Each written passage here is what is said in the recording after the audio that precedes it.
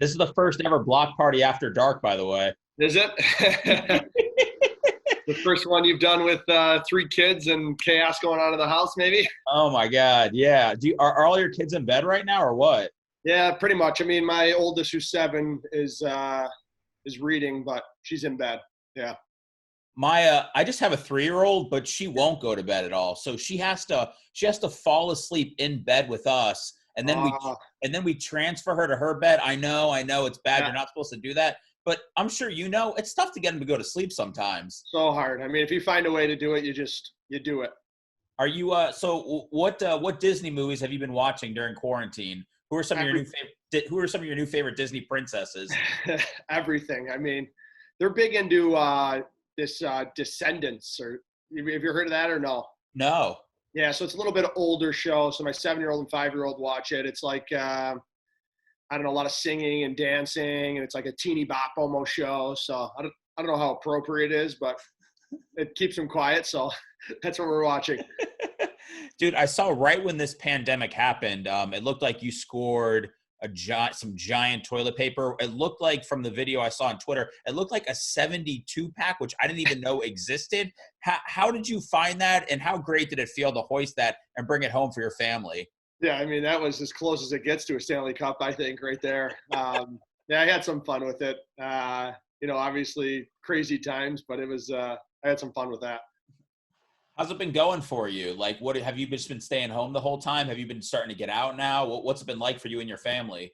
Yeah, we've actually been in the house probably since this whole thing started. So 2 months, we haven't really gone out at all.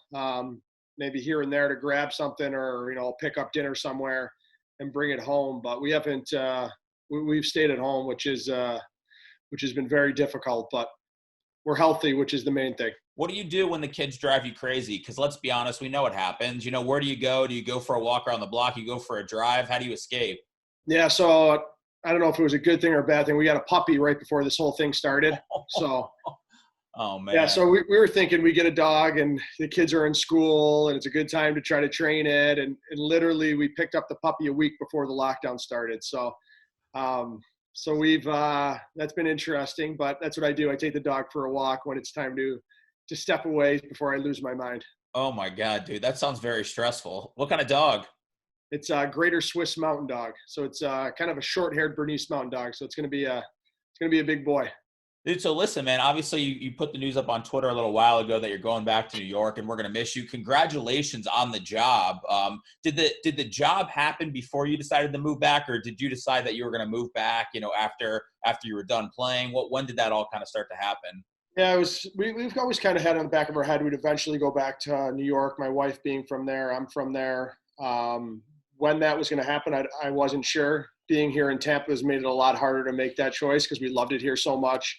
We have some established roots here with our foundation. And then this job came up, and it kind of went hand in hand with us thinking about going back. So, I jumped at the opportunity to do it. It just seemed like a lot of fun to be able to work with the kids back there. And so, yeah, it kind of went hand in hand. It was always in the back of our head. And this job definitely made the move a little bit easier and made it make sense to go now. So, director of player development, be honest, did you have to fill out an application for this, or did they call you and offer you the gig? No, they called. They're gonna have a really cool program going on there. They're starting in Rochester, and I was just excited. Such a great program's going on in Rochester, and I could be a part of it. I mean, that's my hometown. That's where I'm from. Obviously, love the area. So this program's going to be huge for them, and talented kids that are in Rochester no longer have to move away like myself. I had to move away at the age of 16 to go play major junior hockey in Canada. There's a couple guys in the area had to do the same thing where now these top players in Rochester, and there's a lot of them. It's a hot hockey bed there. Can stay right at home and play for this organization. Is that where you saw your post playing career going into being kind of player development? Like, did you have any idea? Did you think you would just be on the NHL Network forever? What were you kind of thinking? Yeah, I mean, the NHL Network, I enjoyed it, and I'm still going to do that this year. I'm still going to go on the network and continue to do that. This job allows me to do that, which was part of the reason I took it. But yeah, I didn't know where it was going to go. I'd like to stay involved in the game. I knew that. I kind of player development or with an organization. I didn't have much interest in coaching. And I had some preliminary talks with Tampa and Breezewa, and he was great through this whole process of being my first year off. He called me quite a bit just to check in and see how things were going, which was very professional and awesome of him. So, we talked a little bit, and then this job came up in Rochester, and it gives me a chance to get my feet wet a little bit and kind of see the player development side of it. And who knows, maybe I stay in Rochester, or maybe this develops into something else where I take it to the pro level. What about, did the GM of Ottawa call in and check on you this year? Are you still under there? What the hell's going on with that? Yeah, I think I'm done. I think I might be done with them now. This season's season I guess isn't officially done. So maybe I'm not done with them. Maybe I'm going to hear from them soon. I'm still waiting for the phone call. They might need you for the stretch run. So what do you think? I mean, so you're sitting back and you're able to watch all this. What have you heard as the best case solution for kind of restarting the season once, everybody decides it's safe enough? Yeah, I mean, you've heard it. I've heard it. I mean, I don't have much more information than you guys do, and I think the players are finding out information kind of as they go as well. It's almost a day-by-day thing from what I'm hearing from guys, and when they're going to start up, whether it's small groups they start with. I think the biggest thing for me, as I see, is the guys need somewhat of a training camp. A lot of guys aren't on the ice. Mostly everybody's not on the ice, not working out like they normally would be. The worst thing for me to see is you come back and jump into playoff games or regular season games, and guys are getting hurt. Nobody wants to see that, or the quality of hockey isn't there. So they got to figure out a way where they can have that 2-week period of, training camp, get guys back in shape, of game shape, and then go from there. But I'm itching. I mean, I know I'm not playing in it, but I missed the playoffs. I was looking forward to watching them this year. I knew it was going to be hard, and I'm going to watch it. It's just going to be in October. Exactly, right? Yeah, so I hope so. I mean, I hope they find a way to figure it out and play playoffs. And, so I'm missing it even though I'm not going to play in it. Dude, let's talk about what you got going on with the Ryan Callahan Foundation. I want to talk about the dance party that you're doing on May 29th, but you're still doing the Cali call-outs right now, right? I am, yeah. So we just started to think of creative ways to raise money any way we can for these families. Everybody's going through tough times right now, but it's very minor compared to what these families go through day to day. And it's just a creative way while I'm home to, raise some more money for these families. And as you mentioned, the dance party was kind of the same thing. Just letting the kids have fun, get on the computer. Everybody's getting used to the Zoom now and doing the conference calls. And it's a little way to raise money for the families, but also let the kids, see each other and have a little fun with a little dance party. How tough is it leaving the community, knowing the impact that your foundation made on it in such a, seemed like a short time? Yeah, it's not only our foundation, but just the impact Tampa had on my family, and being here 6 years, we loved it here. So that was the hard part. I think the foundation isn't too hard because we plan on still having our foundation out of Tampa. All the money that we raise in Tampa is going to stay in Tampa. Me and my wife plan on coming back a couple times a year to do events and have fundraisers here. We've just met so many great organizations and families. There's no way we can just lift up and leave. So, I said it in an article recently, I think it was with Joe Smith, is the only thing different about our foundation is I'm not going to have a house here. Everything else is going to run like it used to. We're still going to care about the families here. We're going to still have events in Tampa. So we still plan on my wife and I being a focal point of this community and trying to help everybody here. Do you want to make a pitch for Rob Gronkowski to buy your house right now on the podcast? Because last time I had G on, he offered to have Gronk buy his house. Is it on the market right now? And would you like Gronk to buy it? It's on the market.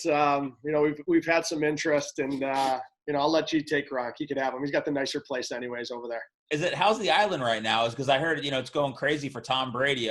Somebody harassed G for Tom Brady's address the other day. Are you starting to see like an uptick on the island of people looking for the GOAT? Yeah, I don't know what happened. I didn't get this welcome when I came to Tampa. Nobody was driving by my house looking for me or anything like that. So I don't know what's going on here. I guess I'm not Tom Brady. Finding that out pretty quickly. When you leave and then come back, it's going to be insane. Like, we're going to stalk the hell out of you. So just you have to leave and then come back.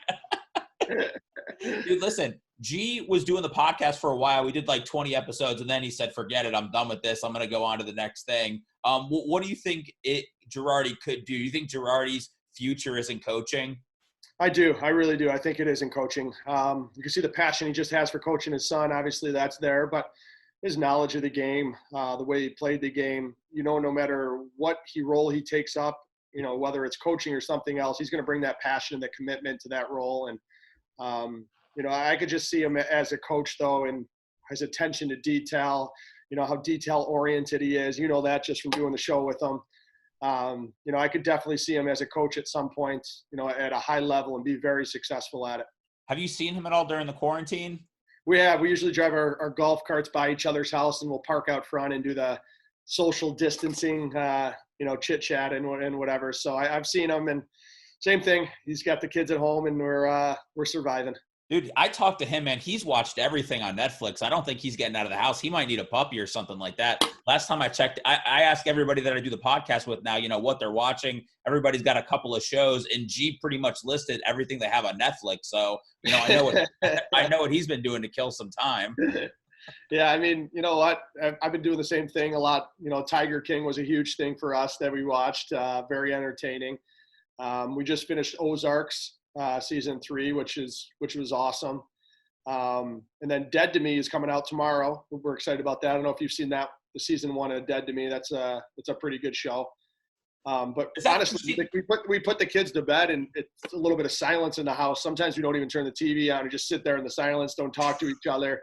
You just revel in the silence for a little bit. I'm sure you can appreciate that with a little one yourself. Listen, I do. That's why I got through like 2.5 episodes of Tiger King because I can't watch these idiots in my free time. I'd rather just go sit in a dark room and like gather my thoughts because I couldn't like waste another second with it. And they're making a season 2, I found out. I heard that. Yeah.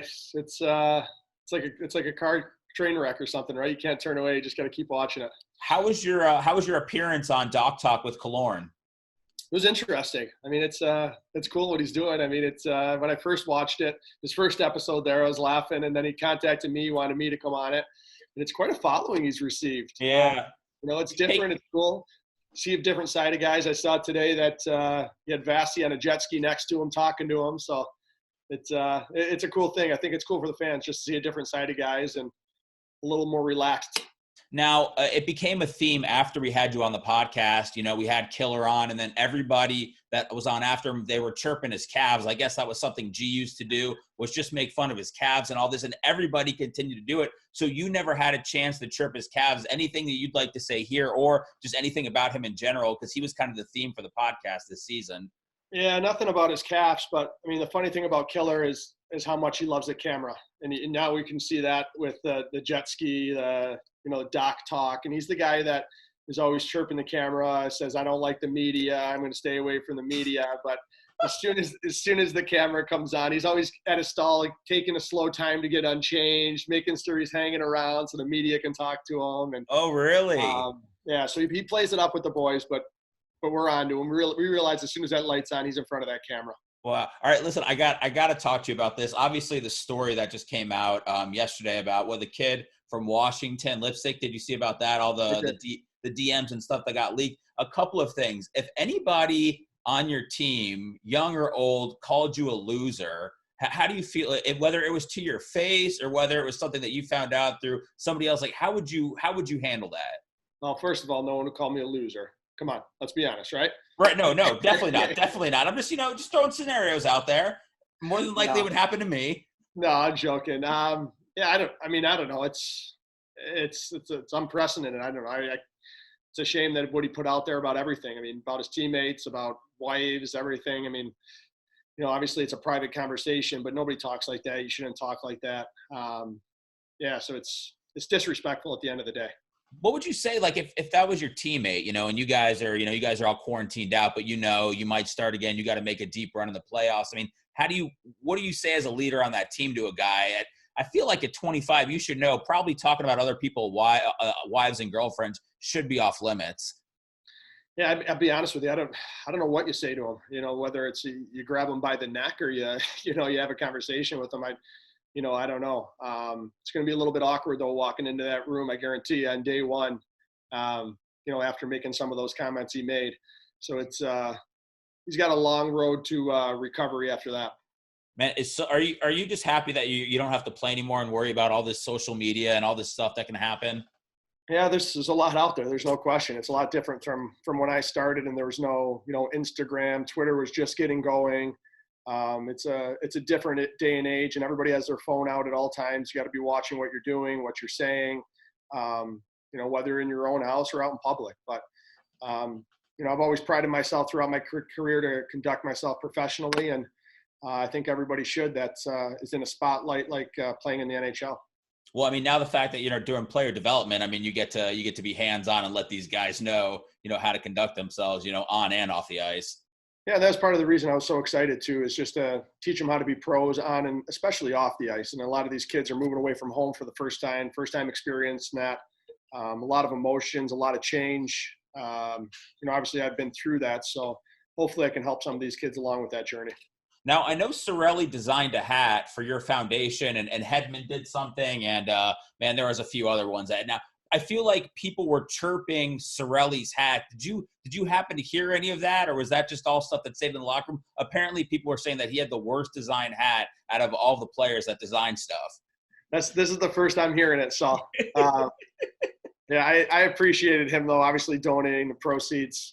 Tyler Johnson's done a lot with my charity, donating different things that he's raised. So that's the first I'm hearing. But it's no surprise with Tony, with Cirelli. I mean, the guys are all over him about his style and his hair and everything else all the time. So I'm sure even if it was the best looking hat, there's no way anybody was telling him that. So it's no surprise. I'm telling you, we did a podcast with McDonough, and then right after the interview, G walked into the gift shop at Amalie, and I think he bought a ton of Mack Truck stuff and a ton of Hedman stuff because they had the cute dog. I don't know if he got any Cirelli stuff at all. That's all right. I'll hit him up for private donation. That's fine. I know where he lives. Dude, can you talk about Cirelli? Because, if we can just focus on like when the Lightning were actually playing, I mean, the guy was like taking it to the next level this year. Is that when you were with him, the last couple of years, could you tell that he was going to be a guy that was going to continue to ascend and possibly, start to be in the conversation in a couple of years with, Kucherov and Stamkos here in Tampa Bay? Yeah, it's zero surprise to me. You could see it right away, the way he played on the ice in his two-way game. The way he controlled the ice while he was out there. He's so good. And a lot of people don't see it, but he's so good down in the corners with his stick work, taking pucks off of guys. I think that's what impressed me most. There's very rarely do you see him go into a corner and not come out with the puck. And it's not because of his physicality, it's because of his smarts and how good he is with his stick. So it's no surprise to me he's emerged. Obviously, he's getting more and more comfortable in the NHL and playing more. And yeah, he's in the conversation for Selke, if you ask me. And to be able to do that at such a young age, just coming into the league and to be in that conversation, it's impressive. He's a catalyst on that team, and he's part of the reason, if not a main reason, why they had so much success this year. Now, what do you think about the moves the Bolts made at the deadline this year? Obviously, trading a couple of first-round picks, and then last year making no moves at the deadline. It seems like the fans aren't happy either way. What was your take on trading those first-round draft picks? Yeah, I mean, I think what it showed, if I'm a player in that room and that happens, it shows that your general management, and your staff is all in. They wanted to win this year, and they felt like they had the team to do it. Obviously, felt like maybe they were missing a piece or two they can add to help the team out. So, as a player in that room, you appreciate moves like that. I mean, you're not worried about the future. You want to win a Stanley Cup right now, and those are tough decisions as a GM, but you have to respect them. Making those moves and knowing that they had a team to make a run at it this year, and hopefully they still have a chance to. That's what I was kind of telling people. I go, I don't see a guy in the locker room that gives a damn about a first round pick or really a kid in the minor leagues at this point. When you're trying to win, like that's you got to go all in.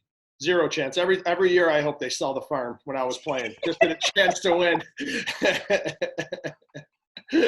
Well, Callie, listen, man, I want to promote your dance party one more time and tell people how they can get involved with that and the Callie callouts. Yeah, go to RyanCallahanFoundation.org. So we're raising money for the dance party. Like I said, we're going to have everybody on Zoom. It's Friday, May 29th.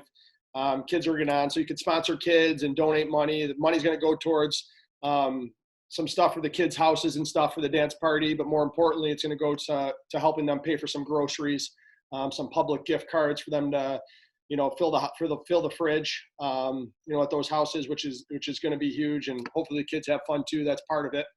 And also the Callie call outs. If you have a birthday wish, wanted me to say something funny to a friend, Anything, $25, $50, I'll personalize it. Obviously with the more money, it gets more and more personalized, but just a fun way to raise some more money. And, I guess we had to postpone our event, obviously, that was coming up.